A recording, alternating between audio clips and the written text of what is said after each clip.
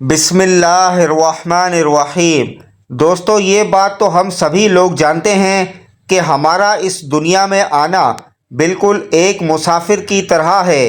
جیسے ایک مسافر اس دنیا میں ٹھہرنے کے بعد اپنی اصل منزل کی طرف چل پڑتا ہے، بالکل اسی طرح سے ہم اس دنیا میں موجود ہیں، اور اپنی عمر پوری کرنے کے بعد ہمیں آخر میں اپنے آخرت کی طرف یعنی اپنے گھر جانا ہے، یعنی اپنی اصل منزل کی طرف جانا ہے، اور ہمارے مرنے کے بعد ہمارے اعمال کے مطابق ہمیں جزا و سزا کا فیصلہ دیا جائے گا۔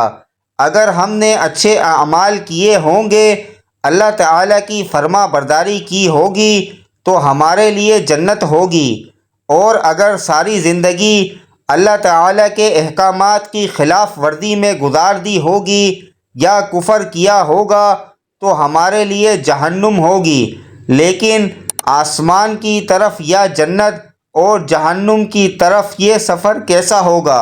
اور سب سے بڑی بات کہ کیا اپنے ایسے پیارے لوگوں سے جن سے ہم مل چکے ہیں، جو دنیا میں ہمارے ساتھ تھے، مثلاً ہمارے ماں باپ، بہن بھائی یا کوئی بھی اور رشتہ دار جو اب اس دنیا سے جا چکے ہیں، کیا کبھی ہم مرنے کے بعد ان سے کبھی مل پائیں گے؟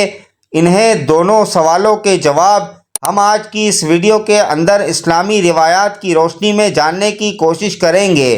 اسلامی روایات سے ہمیں پتہ چلتا ہے کہ جب کسی کافر کی موت آتی ہے تو ڈراؤنی شکل والے دو فرشتے اس کے سامنے آتے ہیں۔ ایک بہت ہی ڈراؤنی شکل میں آ کر اس کی روح کو قبض کرتا ہے، اور بہت ہی دردناک انداز میں۔ لیکن اس کے برعکس جب کسی نیک انسان کی موت ہوتی ہے یا اس کی روح کو نکالا جاتا ہے تو اس کے لیے آسمان سے دو نورانی فرشتے، جو اتنے زیادہ نورانی ہوتے ہیں کہ جیسے سورج کی روشنی بھی ان کے سامنے مانند پڑ جائے، وہ اس انسان کے سامنے آتے ہیں۔ ان کے ساتھ ملک الموت ایک بہت ہی زیادہ نورانی شکل کے اندر اور خوبصورت شکل میں اس شخص کے سامنے آتے ہیں۔ ان سے جنت کی خوشبو آ رہی ہوتی ہے، اور وہ آ کر اس نیک روح سے کہتے ہیں کہ اللہ کے حکم سے باہر آ جاؤ، اس انعام کو حاصل کرنے کے لیے جو تم اپنے رب سے حاصل کرنے والی ہو۔ اللہ کے رسول صلی اللہ علیہ وسلم نے فرمایا ہے کہ نیک انسان کے جسم سے روح ایسے نکلتی ہے جیسے جگ سے پانی گر رہا ہو، یعنی بہت ہی خوبصورت انداز میں، اور ظاہر ہے کہ یہ مثال سمجھانے کے لیے دی گئی ہے۔ اس نیک انسان کی روح کو قبض کرنے کے بعد دو نورانی فرشتے اسے آسمانوں کی طرف لے کر جاتے ہیں۔ آسمانوں کی بلندیوں پر جاتے ہوئے یہ نیک روح اپنے آس پاس فرشتوں کی جماعت کو دیکھتی ہے۔ آسمان میں موجود یہ فرشتے اس جنتی روح کو جاتا ہوا دیکھ کر پوچھتے ہیں کہ یہ کس کی روح ہے جو اتنے اعزاز کے ساتھ اور اتنے خوبصورت انداز میں جا رہی ہے؟ دو نورانی فرشتے جو اس روح کے ساتھ موجود ہوتے ہیں وہ بتاتے ہیں کہ یہ فلاں ابن فلاں کی روح ہے۔ پھر یہ روح پہلے آسمان پر پہنچتی ہے، اور پہلے آسمان کے دروازے پر پہنچ کر وہاں موجود فرشتے پوچھتے ہیں کہ یہ کون ہے؟ ان فرشتوں کو بتایا جاتا ہے کہ یہ فلاں ابن فلاں کی روح ہے جو کہ جنت میں جا رہی ہے۔ اب جنت میں جانے کے لیے پہلے آسمان پر یہ دروازہ آسمان کے پہلے دروازے پر موجود ہے۔ واللہ عالم کہ اس دروازے سے کیا مراد ہے۔ اگر ہم سائنس کی نظریہ سے دیکھیں تو یہ کوئی بلیک ہول بھی ہو سکتے ہیں، جس کے بارے میں سائنس کہتی ہے کہ یہ ایک کائنات سے دوسری کائنات تک جانے کا راستہ ہے، یا پھر یہ پراپرلی کوئی دروازہ ہی ہو سکتا ہے۔ واللہ عالم کہ اس کی حقیقت کیا ہے۔ لیکن اس کے بعد یہ فرشتے اس روح کو لے کر دوسرے آسمان پر جاتے ہیں، اور وہاں بھی یہی پروسیس ریپیٹ ہوتا ہے۔ دوسرے آسمان کے دروازے پر موجود فرشتوں کو بھی بتایا جاتا ہے کہ یہ فلاں کی روح ہے اور جنت میں جا رہی ہے۔ اس کے بعد ہوتے ہوتے وہ روح 7 آسمانوں پر جاتی ہے، اور اس کے بعد پھر جنت میں۔ لیکن اللہ کے رسول صلی اللہ علیہ وسلم نے فرمایا کہ اس عمل سے پہلے، یعنی کہ جنتی روح کے جنت میں جانے سے پہلے، اللہ پاک ایک بار پھر سے اس روح کو حکم دیتا ہے کہ اپنے مادی جسم میں داخل ہو جاؤ۔ جب سارے کے سارے رشتہ دار اس کے مادی جسم کو دفنا کر واپس جا رہے ہوتے ہیں تو اللہ تعالیٰ پھر سے اس روح کو اس کے مادی جسم میں داخل کرتا ہے، جس کے بعد دو فرشتے منکر اور نکیر حساب لینے کے لیے اس کی قبر میں آتے ہیں اور اس سے 3 سوال کرتے ہیں، اور وہ 3 سوال یہ ہیں: تیرا رب کون ہے؟ تیرا دین کیا ہے؟ اس شخص کے بارے میں تم کیا سوچتے ہو؟ یعنی کہ محمد صلی اللہ علیہ وسلم کے بارے میں۔ اگر کوئی مسلمان روح ہے تو وہ جواب دیتی ہے کہ میرا رب اللہ ہے، میرا دین اسلام ہے، اور محمد صلی اللہ علیہ وسلم اللہ کے بندے اور اس کے رسول ہیں اور میرے آقا ہیں، جبکہ کافر کے منہ سے ایسے کوئی الفاظ نہیں نکلتے۔ جب یہ جنتی روح ان تینوں سوالوں کے صحیح جواب دے دیتی ہے تو اس کے لیفٹ سائیڈ پر دوزخ کی آگ کا دروازہ کھلتا ہے اور بتایا جاتا ہے کہ یہ وہ جہنم ہے جس سے تم نے خود کو بچا لیا۔ اللہ کے حکم پر عمل کرنے کے بعد تم نے اس سے نجات حاصل کر لی، اور اس کے بعد اس کی رائٹ سائیڈ کا ایک دروازہ کھلتا ہے جو کہ جنت کا دروازہ ہوتا ہے، اور اسے بتایا جاتا ہے کہ یہ وہ مقام ہے جو تم نے اللہ تعالیٰ کی رضا کے اندر خود کو راضی کر کے اور دنیا کے اندر اس کے احکامات کے مطابق زندگی گزار کر اسے حاصل کر لیا۔ یہ آخرت کے اندر تمہارا مقام ہے، یعنی کہ اسے اپنا مقام پہلے ہی دکھا دیا جاتا ہے کہ وہ جنت میں جانے والا ہے یا دوزخ میں۔ اس کے بعد یہ روح 7 آسمانوں کی طرف سفر کرتی ہے، اور کہا جاتا ہے کہ 7 آسمانوں پر ایک ایسی جگہ موجود ہے جو کہ جنت اور جہنم کے درمیان میں موجود ہے۔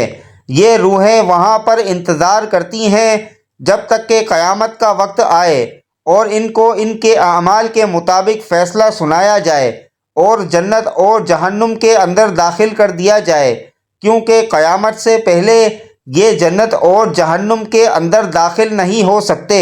وہ سب کے سب وہاں پر انتظار کر رہے ہیں، لیکن سب سے اہم سوال جو یقیناً ایک نہ ایک بار آپ کے ذہن میں ضرور آیا ہوگا اور آپ اس کا جواب جاننے کے لیے ضرور بے چین ہوئے ہوں گے، خاص طور پر اس وقت جب آپ نے کسی اپنے بہت ہی پیارے کو کھو دیا ہو، کہ کیا مرنے کے بعد جو لوگ اس دنیا میں اپنی طبی عمر گزار چکے ہیں، کیا آپ کبھی مرنے کے بعد ان سے کبھی مل پائیں گے؟ مثال کے طور پر آپ کے ماں باپ، کیونکہ سب سے زیادہ بے چینی انہیں سے ملنے کے لیے ہوتی ہے۔ اس کے علاوہ آپ کے رشتہ دار، آپ کی بیوی بچے یا کوئی بھی اور قریبی رشتہ دار۔ اگر میں تمام اسلامی روایات کو مد نظر رکھتے ہوئے آپ کو ایک لائن میں جواب دوں تو اس کا جواب ہے کہ ہاں، آپ ضرور مل سکیں گے۔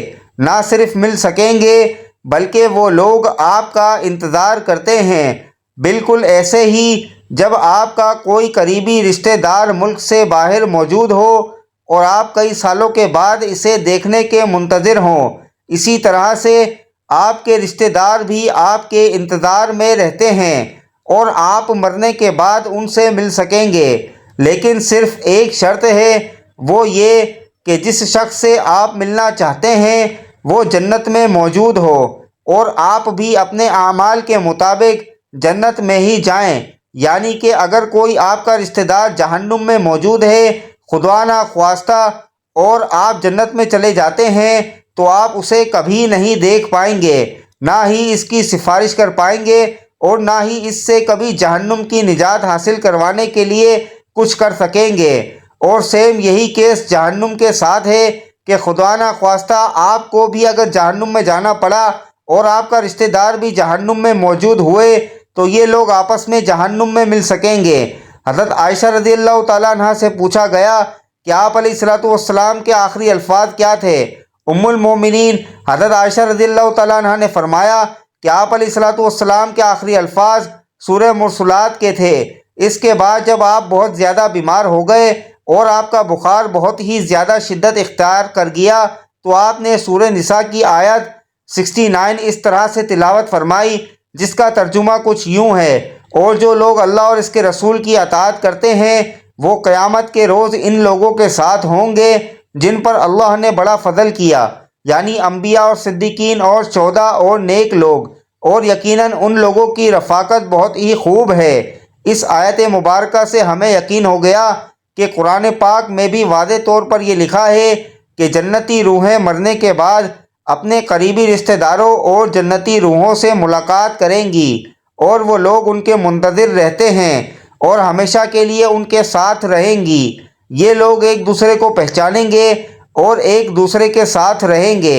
جب حضور علیہ الصلوۃ والسلام اس دنیا سے رخصت ہونے لگے تو آپ کو بہت زیادہ خواہش تھی کہ آپ اپنے قریبی رشتہ داروں کو مل سکیں، ایسے لوگوں سے مل سکیں جن کو آپ دنیا کے اندر بھی بہت زیادہ پیار کرتے تھے۔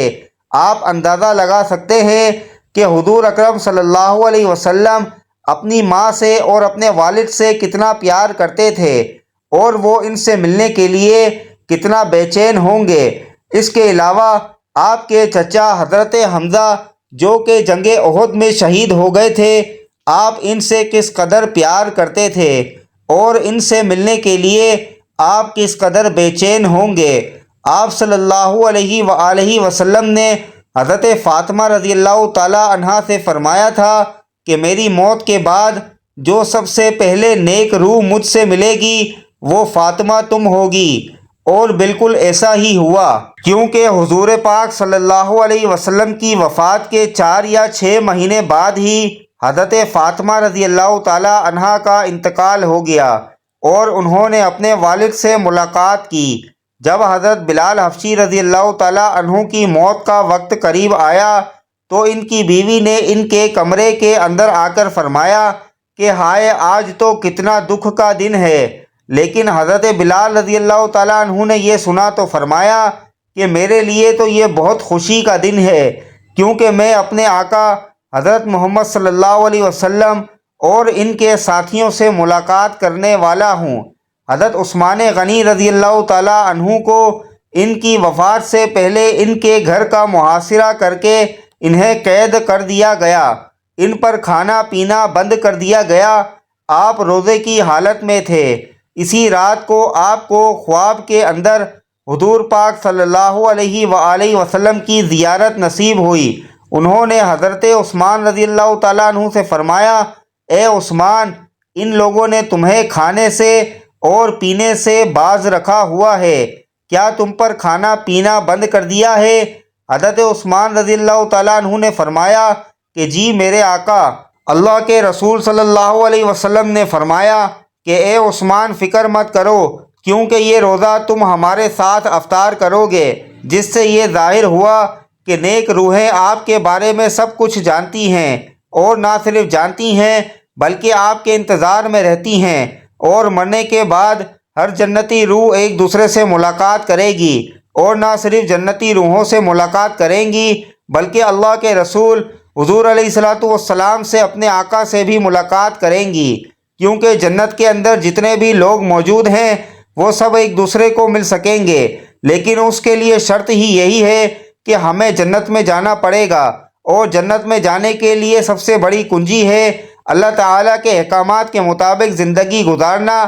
سو اس دنیا کو چھوڑنے کے بعد اور آخرت کے اندر اپنا منفرد مقام اور جنت حاصل کرنے کے لیے، اپنے پیاروں سے ملنے کے لیے ہمیں اس دنیا کے امتحان کے اندر کامیاب ہونا ضروری ہے، جس کے لیے ہمیں ہر لمحہ کوشش کرنا پڑے گی۔ اللہ تعالیٰ سے دعا ہے کہ اللہ تعالیٰ ہمیں زیادہ سے زیادہ نیک اعمال کرنے کی توفیق عطا فرمائے۔ اللہ پاک ہمیں دین کی مکمل سمجھ نصیب عطا فرمائے۔ اللہ پاک ہمیں بہتر عمل کرنے کی توفیق عطا فرمائے۔ اللہ پاک میری اور آپ کی بخشش فرمائے، آمین یا رب العالمین۔ ناظرین، کمنٹ باکس میں اللہ تعالیٰ کے 99 ناموں میں سے ایک نام ضرور ٹائپ کریں۔ شکریہ۔ اللہ حافظ۔ السلام علیکم ورحمۃ اللہ وبرکاتہ۔